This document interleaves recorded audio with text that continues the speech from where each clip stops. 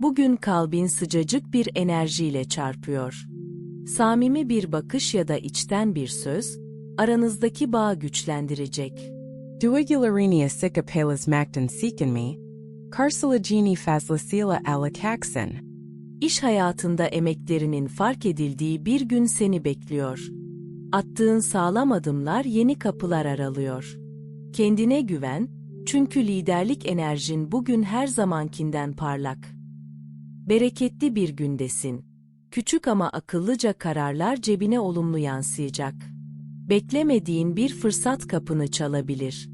Denjini Kurudagun Shuris Kazansin Artarak by Yuyasak. Bedenin bugün sana huzur ve tazelik vaat ediyor. Kısa bir yürüyüş, bol su ve derin nefesler enerjini yeniden yükseltesek. Kendine gösterdiğin şefkat, ışıltını her yönden artıracak.